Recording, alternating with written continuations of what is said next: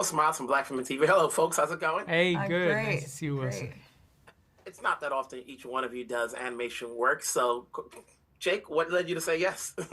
I mean, first of all, it's Disney animation, which is just magical and wonderful and holds a deep place in my heart anyway. But I mean, when I was told what the story was about, it just felt so true to me, Things I love, stories I love to tell are oftentimes about family and the complications in them. So it just spoke to me. It spoke to me the idea that in order for this place, the world, and for these people to survive, they had to get over their own sense of self-righteousness, to get to a place of working as a community.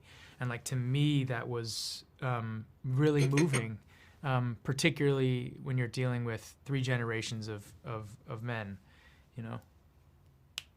Gabrielle, speaking of family and complications, this is the second time you're playing a mom, but of different sorts. That's a nice way of putting it. Exactly. I wanted to make sure I got it right, and I looked at the synopsis and make sure I'm not, spoiling any secrets. But talk to me about playing this role of a mom, to a child of different worlds, and obviously how different it is from what you've done before. Well, I think this is very close to my own real world, my own strange world, if you will. But I guess the whole point is, with both films, to not make it feel so strange of a world, to be a parent that loves, acknowledges, sees their children, listens to their children when they tell them who they are, and to act accordingly. And I think they both serve a purpose, a similar purpose, in reminding us that perhaps it's actually best to lead with love, compassion, respect, and always centering the peace of your children. And if you do that, it really won't seem quite so strange. I just think that a lot of us come up with parents or grandparents where they believe that children should be seen and not heard. And when you have that sort of mentality, that also means you're not going to listen to your kids. You're certainly not going to ask them any questions or really pay attention and adhere to what they're saying. And I think when we kind of function in that space, we miss a lot. And if you look at our kids as the greatest gifts, I mean, what a gift that it is that you're missing. So why would you want to do it that way? There's a thousand other ways of existing as a parent, and I'm just here to say it's okay to actually listen to your kids. Well said. Jake, are we ever going to get you and Dennis on the same page physically? I know, that's interesting. I don't know. I kind of like it the way it is. It's interesting and it's strange. You guys do a lot. When you're doing animation work, obviously you guys are here together, but it's not so often when you're filming it is, whether you're doing it in the room or in the studio, it feels funny when you're doing it, but then it gels together once they put the pieces together. So what's that feeling like when you're doing this and it's work, but you don't get to talk to anybody and go over lines or anything like that? I mean, we were working with Don and Quaid. There was a lot of collaboration. It just wasn't with each other. I mean, we both acted with Don, in particular, our director, pretty much every single one of the scenes. So we did have an acting partner, and that acting partner was sort of the epicenter of the whole piece, which is the director, and they were always giving us ideas about what was happening or what had been performed, what they wanted. So, but I have to say, I was so pleasantly surprised listening to everybody's voices, the real ones, through it. It's like a all new discovery, because it was just in my imagination the whole time, really. Yeah. You guys did well. I had fun watching this. Congratulations. We'll talk down the road. Okay. Thank you. Thank you. Wilson Morales, Black Film TV. Hello, guys. How's it going? Yeah, hey, good. Great, Wilson. How are you? Good. Now, obviously, Dennis, you've had your fair share of films, but it's not that often you do animated work. What led you to say yes to take on this voice role? It's, a Disney character, man. Who doesn't want to be a Disney animated character? I mean, yeah, okay, yes, I could do that. And it's such a beautiful story, and that's first and foremost. It's a great story, and I saw the film, and even I got kind of choked up at the end. It's such a beautiful story. Jaboukie, you've had your fair share of voice work over the years, but this one is a bigger role for you. What was that feeling like, knowing you're playing opposite Dennis? It was, I mean, this is an icon. This is a legend, right? That alone, and it's Disney. Like, it just kind of felt. It was like a pinch me moment all the way through. Even this, like, it just feels very surreal. I feel really blessed, really lucky. How do you really feel? Oh, I hate it. Like, And then this is the second time you've worked with Jake, but you're never so much in the same scenes. How do you explain that? Well, you could be on project with people. That's the way we like it. You know, you're like, okay, Yeah. I can work. I don't have to be with him though. We really like to admire each other from afar, Jake and I do. So, I mean, I've never met the guy in person, but I'm sure he's really cool. But we did the day after tomorrow, which was another Strange World, actually, by the way. And only difference between that and Strange World is that this time he comes looking for me rather than me looking for him. And then, you know, when you're doing these voice characters, you know, how much of a different feeling is it when you know, obviously you don't see everybody when you're doing this work and you're doing it maybe out of the confines of your home or the studio, and then you get together like now to start promoting it, you know, where all the pieces are now gelling together now that the film's ready to come out. Jaboukie, you've been doing this work over the years. How's that feeling like, you know, when everything's now coming together? It's always really well because you know this person through voice records, but you're also meeting them for the first time. But you've had full conversations, you've played make-believe together, you've like worked with their voice, with what they brought to the table, and it's interesting. It's, you know, it's like meeting someone, like a coworker or a colleague or something after just knowing them over Zoom, you know? It's like that kind of feeling. And there's a message that comes across after these movies are over. So for you, Dennis, and you've been a fan, you know, you've done work where there's messages afterwards. What do you want people to get out of watching Strange World outside of the fact that people are going to watch a fun adventure? Well, that's what it's about, man. I want people to be entertained. They, you know, pay your money to go in there, and spend 2 hours. You want to be entertained. You know, take your kids, share it with somebody. It's, you know, it's a multi-generational story, which everybody's going to get something out of. And it's a lot of fun. You're going to feel a lot of fuzzy feelings. So you now got the Disney moniker on your, you know, on your bucket list. Is there anything else you know, what leads you to say yes to the projects you take? Whether it be a faith-based movie, an action movie, you know, now Disney movie, you know, what gets you to say yes? It's always the story, you know. That's number one, and the last thing is it's always the story, and because that's what makes it interesting, and that's what holds your attention, and that's what people relate to. Mm-hmm. And Jaboukie, you know, what do you take from doing a movie like this where you get to do more on a page, and then obviously, even though you're doing a voice role, I always think you're still learning something that you can take on to your next project. Is there anything you learned out of doing this movie?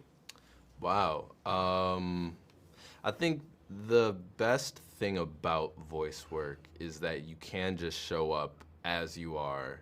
Like, you can walk off the street and go deliver the most emotionally gripping performance that anyone had ever heard, and you look like you just woke up. I think having that space to really go to that place emotionally, it frees you up in other spaces, because to get the sound out a lot of the time too, you have to make a fool out of yourself. You have to like be big, be larger than life, be huge, and I think giving yourself that space, that stays with you. You carry that on. Well, you guys did well. It all works out well when they put it together. Congratulations to you both. We'll talk down the road. All right. Thank you. Wilson Morales from Black Film TV. Hello, folks. How's it going? Hey, Wilson.